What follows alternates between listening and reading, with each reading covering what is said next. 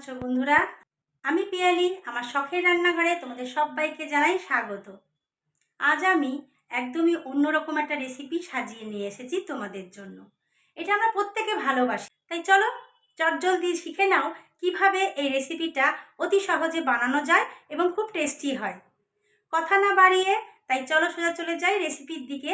দেখে নাও আমি কিভাবে এই রেসিপিটা অতি সহজে সাজিয়ে নিয়েছি। ভালো লাগলে প্রতিবারের মতন লাইক কমেন্ট শেয়ার করতে ভুলো না, আর এভাবেই আমাকে সাপোর্ট করতে থাকো। আর নিত্য নতুন রেসিপিতে হলে আমার চ্যানেলটা সাবস্ক্রাইব করে নাও, পাশে রাখা বেল আইকনটি ক্লিক করতে ভুলো না, তাহলে এই ধরনের রেসিপির আপডেট সবার প্রথম পৌঁছে যাবে তোমাদের কাছে। দেখে নাও আমি কিভাবে সমস্ত কিছু সাজিয়ে নিয়ে এই রেসিপিটা চটপট বানিয়ে ফেলছি। এখানে দেখো আমি লাউটা কেটে নিয়েছি, অনেক বড় লম্বা লাউ ছিল, আমি অর্ধেকটা কেটে নিয়েছি।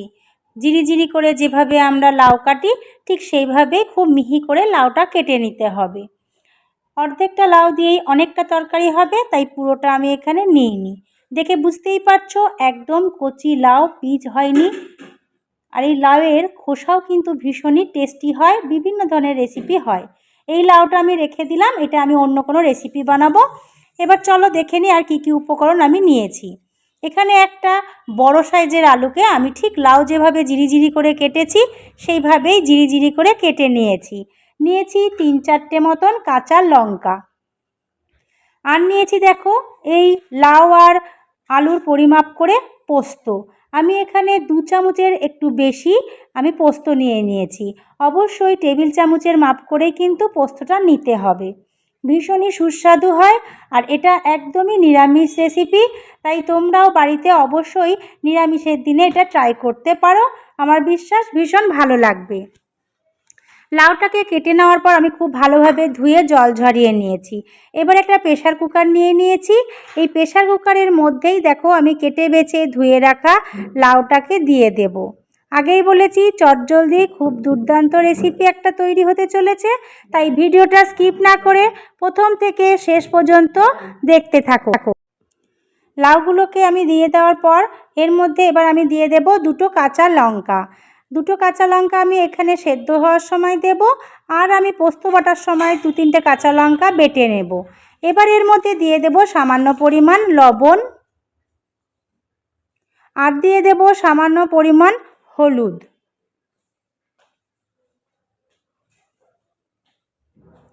খুবই সামান্য পরিমাণ আমি লবণ আর হলুদ দিয়ে দিলাম। এবার আমি দিয়ে দেব পরিমাণ মতন জল।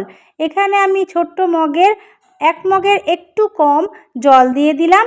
এবার প্রেসারের মুখটা ঢাকা দিয়ে আমি এটাকে সিটি দিয়ে নেব 2টো সিটি দেওয়া হয়ে গেলেই আমি এখানে নামিয়ে নেব। প্রেসার কুকারটা দিয়ে দমে রেখে দেব। প্রেসার কুকারের 2টো সিটি আমার দেওয়া হয়ে গেছে। এবার এটাকে আমি নামিয়ে এভাবেই দমে রেখে দেব কিছুক্ষণ। অন্যদিকে আমি একটা কড়াই বসিয়ে দেব, এবং কড়াইটা গরম হয়ে যাওয়ার পর আমি এর মধ্যে দিয়ে দেব সর্ষের তেল। সর্ষের তেলটা দিয়েছি দেখো। এবার তেলটা গরম হয়ে গেছে। এই তেলটা গরম হয়ে যাওয়ার পর আমি এর মধ্যে দিয়ে দেব আগে থেকেই আমি রেখেছিলাম বড়ি। ডালের বড়ি দিয়ে এইভাবে লাউ যদি বানানো হয় তার স্বাদটা ভীষণ ভালো লাগে, তাই অবশ্যই তোমরা চেষ্টা করবে বড়ি দিয়ে এই রেসিপিটা বানাতে। এই বড়িগুলো আমার বাড়িতেই বানানো, তাই এর টেস্টটা কিন্তু কেনা বড়ির থেকে একদমই অন্যরকম হবে। বড়িগুলোকে খুব কড়া করে আমি ভাজবো না, হালকা একটা বাদামি রং আসলেই আমি বড়িগুলোকে ভেজে তুলে নেব। এই রকম নিত্য নতুন রেসিপি পেতে হলে আমার চ্যানেলটা কিন্তু অবশ্যই সাবস্ক্রাইব করে নিতে হবে, আর পাশে রাখা বেল আইকনটি ক্লিক করতে হবে, যাতে এই ধরনের রেসিপির আপডেট সবার প্রথম পৌঁছে যায় তোমাদের কাছে। দেখে বুঝতেই পারছো বড়িগুলো কি সুন্দর হালকা বাদামি রং চলে এসেছে। ঠিক এই মুহূর্তে বড়িগুলোকে আমি তুলে নেব একটা পাত্রের মধ্যে। অতিরিক্ত বড়ি ভাজা হলে কিন্তু ভালো লাগবে না। এবার আমি ওই বড়ি ভাজা তেলের মধ্যে দিয়ে দিচ্ছি একটা তেজপাতাকে 2 টুকরো করে, দিয়ে দিচ্ছি 2টো কাঁচা লঙ্কা ফোড়ন, আর আমি এখানে দিয়ে দিচ্ছি কালো জিরে ফোড়ন। কালো জিরে ফোড়ন দিলে এর স্বাদটা কিন্তু ভীষণই সুন্দর হয়। 2 থেকে 3 সেকেন্ড মতন আমি খুব ভালোভাবে ফোড়নটাকে হাই ফ্লেমে দেখো নেড়ে চেড়ে নিচ্ছি। এবার আমি এর মধ্যে দিয়ে দেব আগে থেকে কেটে বেছে ধুয়ে রাখা আলুর টুকরোগুলোকে। আমি আলুগুলোকে লাউয়ের মতোই মিহি করে কুচি করে নিয়েছি, তাতে খুব সুন্দরভাবে মজে যাবে এবং একটা থকথকে লেয়ার ভাব লাউয়ের মধ্যে চলে আসবে। এইভাবে আলুগুলোকে আমি মিনিট 1.5 থেকে 2 মতন ভালোভাবে ভেজে নেব মিডিয়াম ফ্লেমে।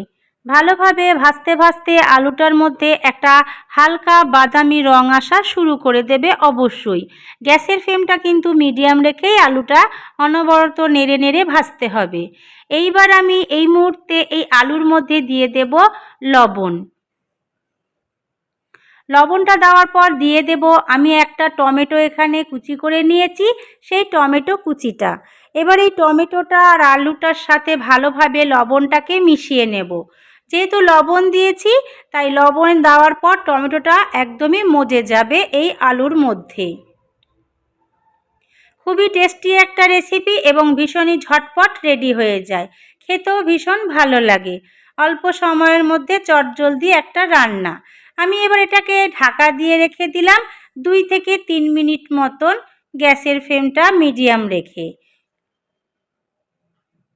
2 থেকে 3 মিনিট মতন ঢাকা দিয়ে রাখার পর দেখো আমি ঢাকনাটাকে তুলে নিচ্ছি এবং ভালোভাবে নেড়ে চেড়ে নিচ্ছি সমস্ত উপকরণটাকে আবারও। টমেটোগুলো বেশ সুন্দর মজে গিয়েছে, দেখে বোঝাই যাচ্ছে। এবার আমি এর মধ্যে দিয়ে দেব আগে থেকে যে সেদ্ধ করে রেখেছিলাম লাউটা, সামান্য পরিমাণ হলুদ আর লবণ দিয়ে সেই লবণ হলুদ মিশ্রিত জল সমেত সেদ্ধ লাউটা ভালোভাবে নেড়ে চেড়ে নেব আবারও সমস্ত উপকরণটাকে কড়াইয়ের মধ্যে।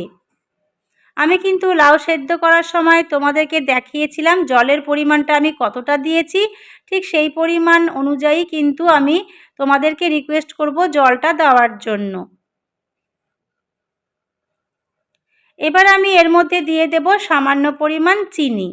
চিনিটা দিলে নিরামিষ তরকারিতে একটা বাড়তি স্বাদ আসে, তবে যারা পছন্দ করো না তারা এটাকে স্কিপ করতে পারো, তাতে কোনো অসুবিধে নেই। খুব ভালোভাবে দেখো আমি নেড়ে চেড়ে নেওয়ার পর দিয়ে দিচ্ছি আগে থেকে ভেজে রাখা বড়ির টুকরোগুলোকে। বড়িগুলোকে দেওয়ার পর আমি ওই ঝোলের মধ্যেই কিন্তু ডুবিয়ে দিচ্ছি। এবার আবারও আমি 5 মিনিট মতন গ্যাসের ফ্লেমটা মিডিয়াম রেখে এটাকে ঢেকে ফুটতে দেব খুব ভালোভাবে।